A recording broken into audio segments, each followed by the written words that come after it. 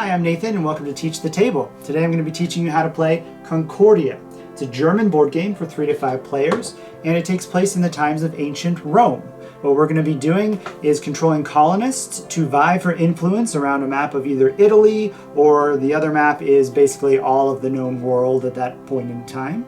But ultimately, what we do in the game is all for naught if it doesn't please one of the Roman gods. They're going to give us the points. So let's go to the table and I'll show you how it works. Concordia is a game named after the Roman goddess of harmony as seen on the box there. And what we're going to be doing is moving our colonists around the board to various cities which will help produce goods for us as well as get money. And ultimately our goal is to get more cards into our hand, which will be located at the top of the board there. These cards will do actions for us as well as get you points at the end of the game. Each card represents favors from a certain god at the end, and all the gods are scored differently, which we'll go over later. The board setup is variable, so each city will start out producing different types of goods in each game, so I'll set it up and show you what happens. Each city produces a different type of good. We have brick, food, cloth, wine, and tools represented by an anvil, and each of those goods has a different monetary value as seen on your personal storehouse that you start the game with. Those cities are broken up into provinces, which are different colored regions on the board that have this province symbol with the Roman numerals, and that corresponds to the Roman numerals up in the bonus area of the board up there. We're each going to start with one land colonist and one sea colonist, and we all start in Rome. After choosing the starting player, each player is going to get a different amount of money to start, as well as the person who's going last gets the Prefectus Magnus card, which gives you a bonus if you have it when you use that part of the board up there, which I'll go over in a second. Each player is going to start with an identical deck of cards. These are called personality cards because each one represents a person who's at your disposal to do something for you. Starting with the first player, they're going to choose one card, place it face down in front of them to form a discard pile, and they get to do the action that's on that. That card's going to stay in their discard pile unless they play an action that lets them pick cards back up later. The architect lets you move your colonists as well as build houses in cities that you're adjacent to. When you start the game, you have two colonists, a land colonist which moves by land and a sea colonist which moves by sea. You get a number of movement points, which is the number of colonists that you have. So starting out, you have 2 movement points. You can move either both using the land, both using the sea, or split it up and do a little of each. Even though your colonists start in Rome, they're never going to actually end their turn inside another city. They're just going to end on the route. So that would be 1 point and 1 point of movement there. They're always going to end on the routes in between the cities. Then what you can do is you could potentially buy your way into building a house inside a city. Everyone has a reference card which will tell them what the cost to do that is. For instance, to build a house in a brick city costs 1 food and 1 money. You can never end your movement on the same route that another person is already on, but you could pay the extra movement to go through them or hop over them. So you could pay 1, 2 to end your turn there. You would never build a house on a city where you've already built a house, but if you wanted to build one where someone else built a house, it's still going to cost you the same number of goods, but it's going to cost you more money. If you're building the second house that'll be there, it's going to cost twice as much money. If you're building the third house that's going to be there, it's going to cost 3 times as much money, and so on. The Prefect card lets you get goods from a certain province. What you're going to do is look on the bonus markers up here, choose a province that has a good that's face up. So in this case, if you chose this for Gallia, you would get 1 tool. Unless you have the Prefectus Magnus card, then you would get a bonus of doubling that. So you get two tools in this case. Then what you're going to do is flip that back over to indicate that you've done it.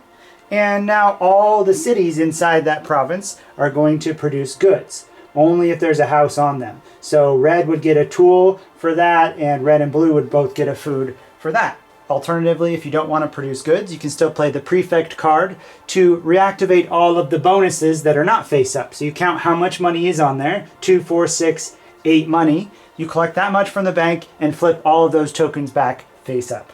The Mercator card, or the Merchant, lets you take 3 money from the bank, and then you can trade up to 2 types of goods. You can trade goods for money or money for goods, but only 2 types. So you could trade both of my foods. That would get me 8 money based on the value at the top of the storehouse. And then I could buy, let's say I wanted to buy a wine. That would cost me 6 money. You can only have as many goods as you have spots in your storehouse. So each good has 1 spot. Later on, when you're able to move your colonists, that frees up some extra spots for goods. The Senator allows you to purchase up to 2 new personality cards from the track at the top of the board. You have to pay the cost of goods that's on the card, as well as any cost underneath. This question mark would be the good of your choice. So this would cost 1 food and 1 cloth. This would cost 1 tool and 1 of whatever you like. There's also another card called a console. This allows you to purchase 1 personality card, but you don't have to pay any additional cost that's underneath, just the cost that's on the card itself. Once we purchase cards, they go in your hand and you can play them on your next turn, and all the rest of the cards in the track are going to move to the left, and the very far right spaces are going to be filled with new cards from the deck. The Diplomat allows you to use the ability that's on the top of another player's discard pile, so you can play a Diplomat and copy another player's Architect. You can never copy another Diplomat, and if a player has just recently picked up all their cards back into their hand, there's nothing there for you to copy. You could copy someone else. The Tribute card lets you take back all the cards in your discard pile, as well as get money if you're taking more than 3. So you would count the first 3 are not going to get you money, but any additional would be 1 money for each, so 2 in this case. The other thing you can do is you can pay 1 food and 1 tool to build 1 colonist from your supply and put them in Rome. That can be a land or a sea colonist. On that same note, there's a colonist card which lets you put new colonists on the board. Costs the same amount, 1 food and 1 tool, but in this case you can put them in your city, so any city that you have with one of your houses, or you can put them on Rome if you like. The alternative to playing the colonists is you can take 5 money plus 1 additional money for each colonist that you already have on the board. So if you've got all of your colonists already out, that's a good way to get lots of money. There are 5 cards in the game which are called specialists, and what they do is they produce goods for you if you have houses in a city of that type. For instance, the Mason would give you 1 brick for each house that you have inside a brick city. There's also a farmer for food, a smith for tools, a vintner for wine, and a weaver for cloth. They all work the same way. The last rule I haven't explained is the Prefectus Magnus card. That's the card that gives you a bonus if you have this card and you produce goods on the bonus tiles in the upper left. Once you use this bonus, the card's going to get passed to the player on your right, so they can do it on their turn, and when they use it, it's going to pass to the next player and vice versa. So this card will keep getting passed around the board. The game's going to end in one of 2 ways. The first way is if a player ever builds their last house. We all have 15 houses, so when someone builds their final house, that triggers the end. The other way, which is more common, is if someone buys the very last personality card. So if I was to buy these 2 personality cards, that would trigger the end of the game. Whoever triggers the end gets this blue Concordia card, and that's going to give them 7 bonus victory points automatically.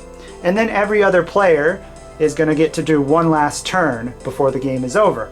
After the last players play their last turn, you're going to take all the cards in your hand as well as your discard pile and sort them into piles based on the gods that are on the bottom of the cards. This is how we're going to score victory points at the end. The easiest way to do it is use this little cheat sheet card. That's the easiest scoring method, but I'll go over how each one scores now.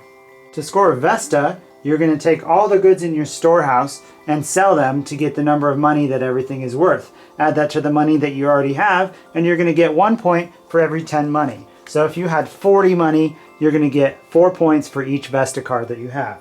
The Jupiter cards score based on how many houses you have on the map, as long as they're not in a brick city. Brick is the cheapest good, so those don't count in this case. So you have 15 houses in your possession when you start the game, so each card can be worth up to 15 points if you play all of them, and you play all of them in non-brick cities. So that would be 15 points for each card in that case.